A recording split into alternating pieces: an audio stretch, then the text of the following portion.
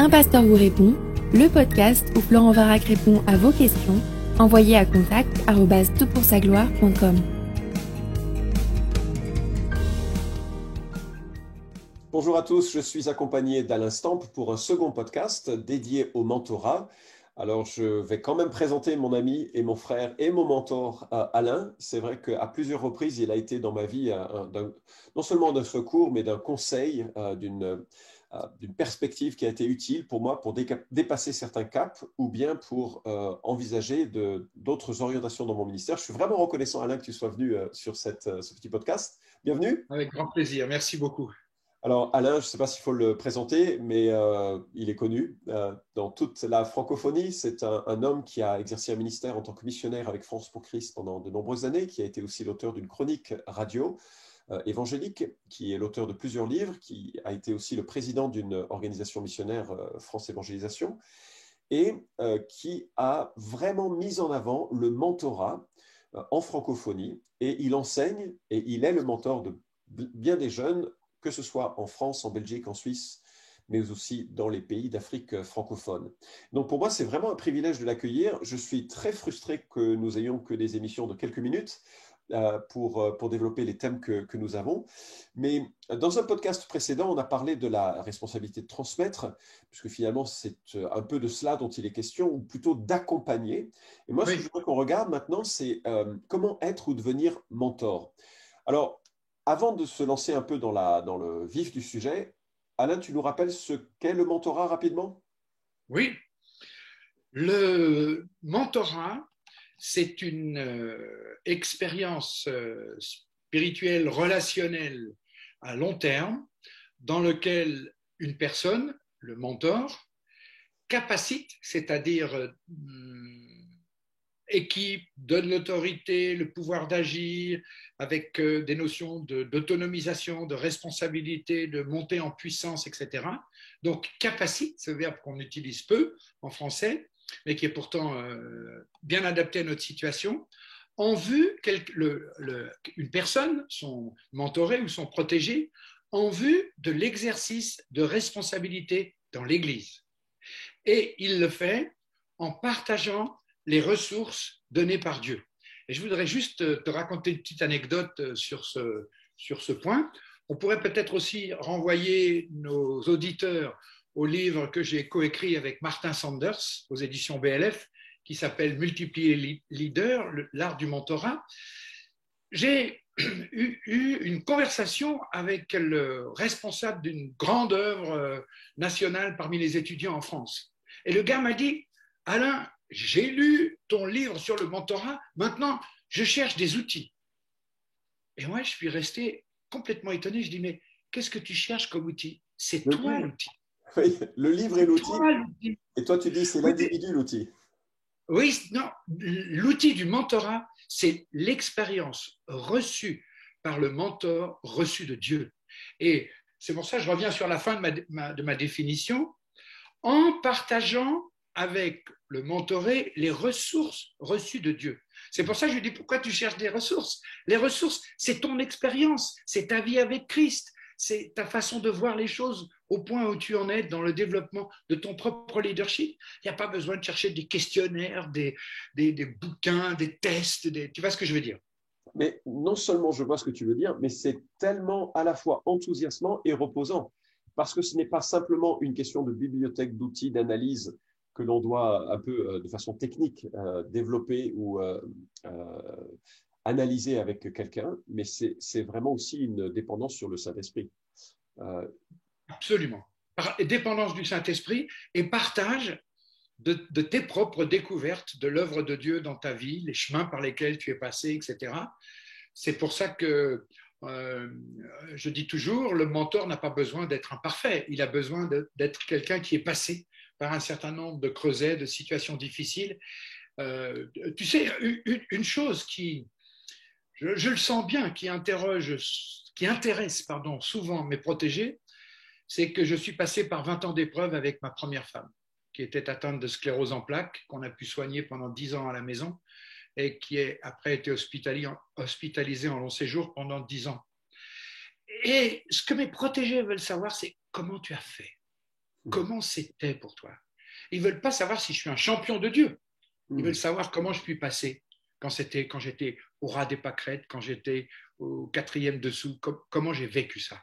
Et ce sont ça les ressources reçues de Dieu. Ce n'est pas toujours des grands triomphes.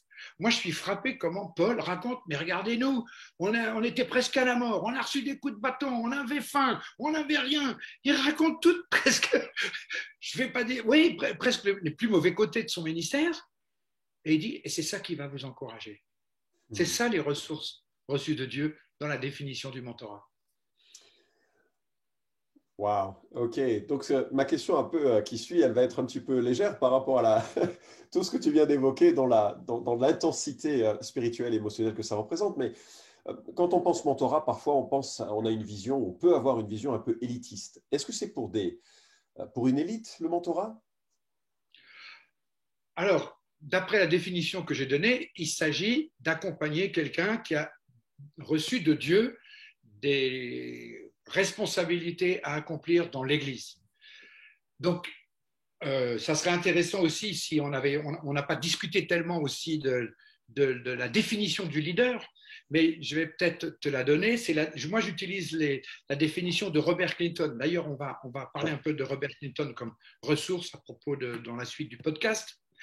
Mais le leadership, Clinton dit, c'est le rôle de celui qui, à l'intérieur d'un groupe, a la capacité de prendre des initiatives, d'avoir de l'influence sur les autres, qui manifeste ses aptitudes à la direction dans la perspective que d'autres soient à leur tour pareillement équipés selon le modèle de Jésus-Christ. Donc on n'est pas en train de faire des leaders une élite, on est en train de dire que les leaders sont ceux qui doivent équiper pour que d'autres soient à leur tour équipés. Et dans ce sens, le leader est une personne qui possède une capacité reçue de Dieu, qui accompagne une responsabilité confiée par Dieu et influence un groupe spécifique du peuple de Dieu pour que celui-ci atteigne les objectifs de Dieu pour ce groupe. Donc quand on parle leadership, on ne parle pas d'une élite. On parle de gens qui se sont vus confier des dons et une mission très précise à accomplir pour Dieu, avec l'aide de Dieu, au service de son Église, pour la croissance et l'avancement du royaume de Christ. Pour moi, ça, c'est pas une élite. Hein. Clairement. Si vous êtes dans cette catégorie, vous pensez être une élite, redescendez très vite. C'est clair. C'est intéressant parce qu'effectivement, le mot que l'on entend dans la définition que tu as évoquée, qui est répété constamment, c'est Dieu. C'est la centralité de Dieu dans une vie. Et toi, ce que tu dis, c'est que c'est cette vie spirituelle qui se transmet au détour d'une conversation, au détour d'une relation, et que ça, c'est central au processus du mentorat. Et c'est vrai qu'il y a tellement de choses qui se dénouent, parfois de façon, enfin, j'imagine que tu as beaucoup d'expériences ou d'exemples à donner là-dessus. C'est souvent au cours d'une conversation banale que soudainement se dénoue un nœud on avait besoin de se décentrer, de voir le regard d'un autre, de voir peut-être la bienveillance d'un autre qui rappelle celle de Jésus-Christ. C'est ça, tout à fait. Ouais. Tout à fait. Mais pour compléter donc ta notion, ta question par rapport à l'élite, donc on voit bien que personne dans un leadership biblique ne peut s'attribuer le qualificatif d'élite parce que tout est en Dieu et selon le processus de Christ. Mais la deuxième chose que je voudrais quand même souligner, un jour, un leader qui est dans la quarantaine, on était amis depuis très très longtemps. Je le connais depuis qu'il avait 12-13 ans. Je l'ai accompagné, j'ai prêché à son mariage, je l'ai accompagné pendant qu'il a fait sa formation biblique. Il a pris un premier poste de pasteur, il est passé par une crise, je l'ai accompagné, on se téléphonait toutes les semaines, etc. Et un jour, on était dans une conférence ensemble sur le mentorat et je lui dis, mais tu es mon ami, mais je ne suis pas ton mentor. Il a dit, oui, je le sais, parce que je ne te l'ai jamais demandé. Donc là, déjà, ça nous pose quelque chose, c'est qu'il faut être au clair sur la relation qu'on développe. Mais je vais aller un peu plus loin, c'est pas ce que je veux souligner. il s'est retrouvé à devoir prendre des responsabilités au niveau national. Et le gars a dit, je sais de l'expérience de ceux qui m'ont protégé qu'ils étaient très seuls et je ne voudrais pas refaire les mêmes erreurs. Et il m'a dit, plus un leader monte en responsabilité, plus il a besoin d'être accompagné. Ce n'est pas une question d'élite, c'est au contraire une question de vulnérabilité. Absolument. Plus tu es exposé, plus tu dois prendre des décisions difficiles, plus tu es fragile. Donc, si on dit le mentorat est pour une élite, on se trompe complètement. Le mentorat est pour des gens qui sont exposés, qui savent qu'ils sont fragiles, qui savent qu'ils n'ont pas toutes les réponses, qu'ils n'ont pas la science infuse, et qu'au contraire, ils veulent être accompagnés, équilibrés, complétés, sécurisés par, tu le disais avant, au détour d'une conversation bienveillante, dire « Ah voilà, c'est là où le Seigneur aimerait que je passe ». Mais c'était juste ta première question. Je sais que tu as utilisé beaucoup le livre de Martin Sanders. Que tu as co-rédigé avec lui. Je l'utilise également. Il est remarquable. Il y a une série de questions sur chaque chapitre qui permet vraiment à des entretiens assez informels, ou plus ou moins formels, ça dépend comment la relation se noue, pour justement entrer dans ces conversations personnelles. Tu as aussi mentionné le livre de Robert Clinton. C'est quoi le titre en français ? La croissance du leader. La croissance du leader. Le livre est un peu technique, mais il a balisé vraiment le développement personnel d'un leader. Je ne saurais trop le recommander si on veut réfléchir un peu à son propre développement, son chemin de vie. Il est très pertinent. Et finalement, ça me permet de te demander, puisque dans ce que tu évoques, on est dans le 2 Timothée 2.2. Alors j'ai repris ce verset ici. Ce que tu as entendu de moi en présence de beaucoup de témoins, confie-le à des hommes fidèles qui soient capables de l'enseigner aussi à d'autres.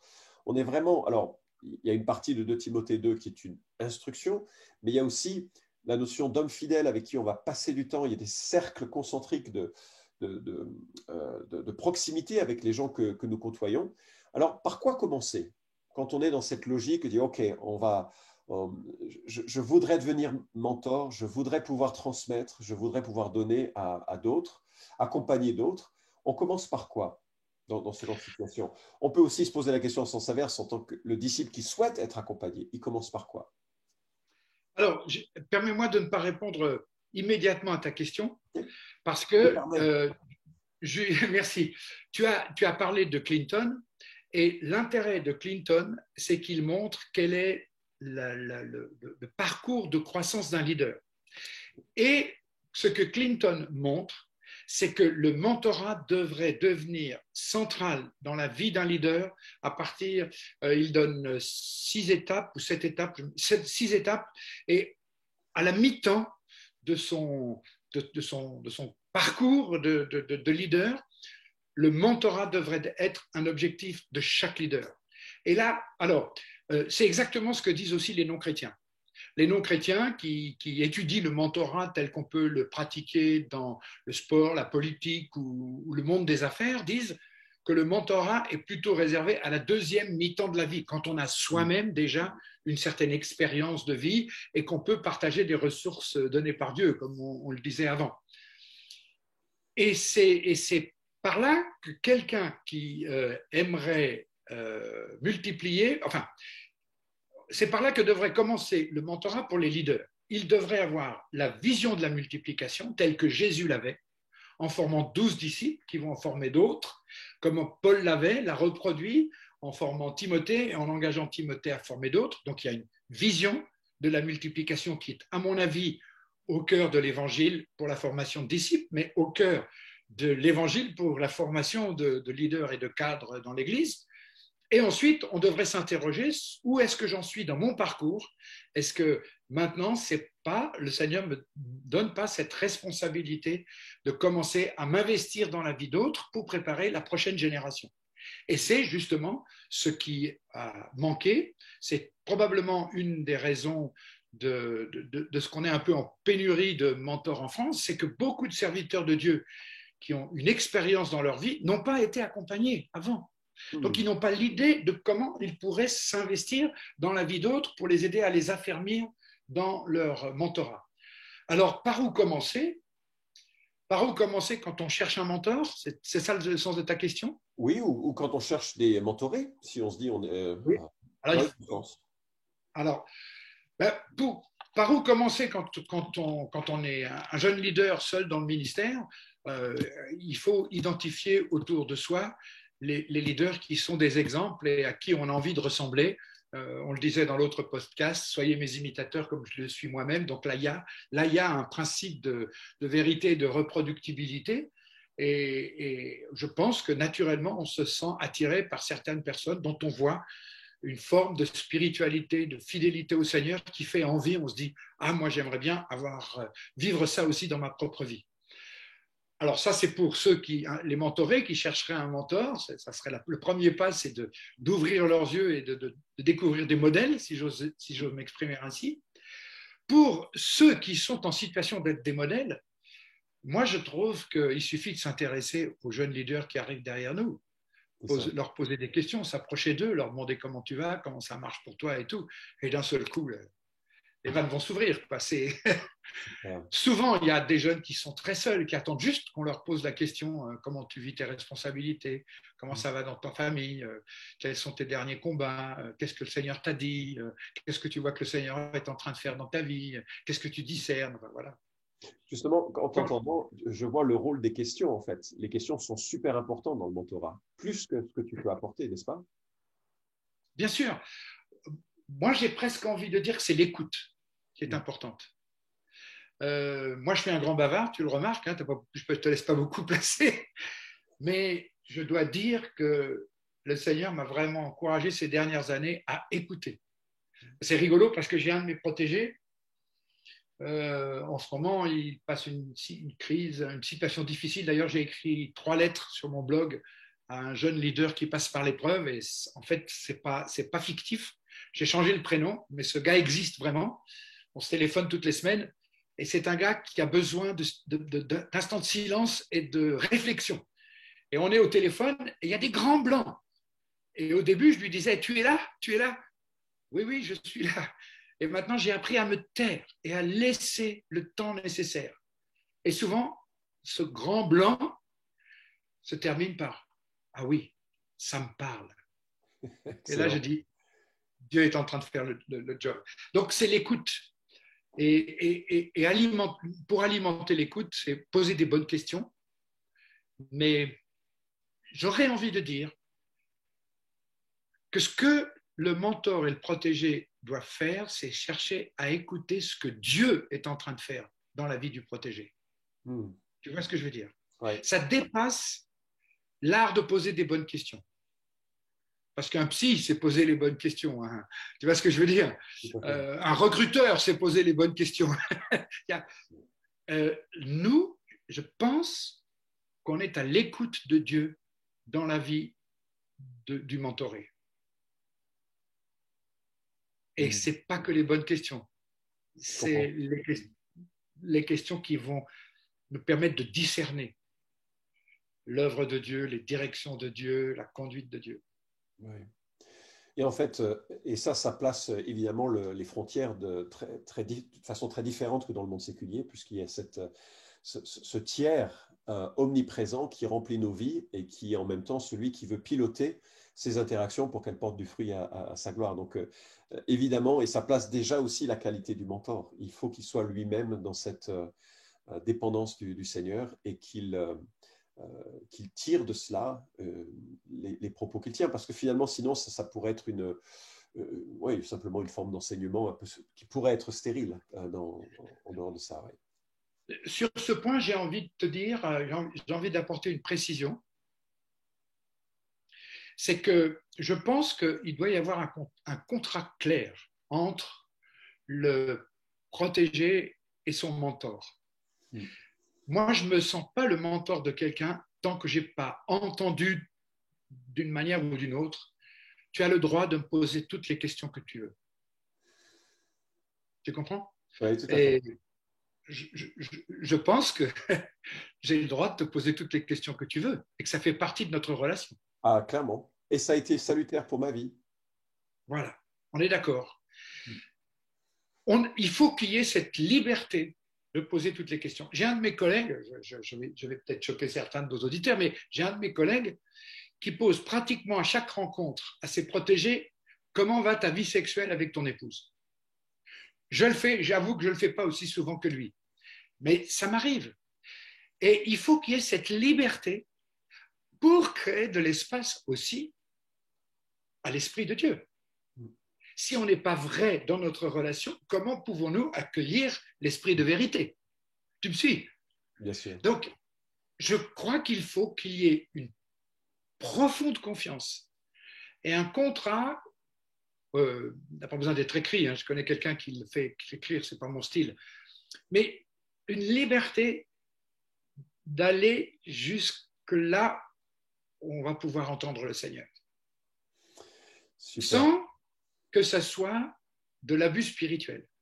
Parce que si quelqu'un ne m'a pas donné le droit de poser certaines questions d'ordre spirituel, par exemple sur la sexualité, moi je ne vais pas le faire. Sinon je me sens un intrus. Et je me sens justement un mentor abusif. Donc, tu vois pourquoi on est à la recherche de l'écoute de Dieu, mais il faut qu'il y ait une grande liberté entre nous pour pouvoir accueillir ce que Dieu veut dire.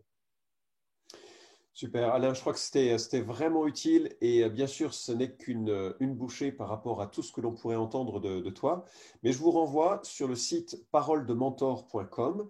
Vous avez un certain nombre de documents, d'articles de blog, d'exemples et de réflexions qui vous sont proposés et qui contiennent plus approfondi encore la pensée d'Alain sur ces thématiques, également les livres qui ont été évoqués. Multiplier les leaders de Alain Stamp et de Martin Sanders, ainsi que celui de Clinton, le leadership. Comment c'était déjà? La croissance du leader. La croissance du leader. Je l'ai lu en anglais, il est remarquable et ça permettrait de compléter ce qui est dit ici. Que Dieu multiplie les leaders. Alain, je te suis tellement reconnaissant de nous avoir rejoints pour cette série de 2 interviews. Il y en aura probablement une autre sur le leadership, mais ça viendra plus tard. Merci Alain, à bientôt. Merci Florent. Vous pouvez suivre cette chronique hebdomadaire Un pasteur vous répond sur SoundCloud, iTunes et Stitcher. Retrouvez les questions déjà traitées sur toutpoursagloire.com. Si vous aimez ce podcast, merci de le partager sur les réseaux sociaux et de laisser une note sur iTunes. À la semaine prochaine!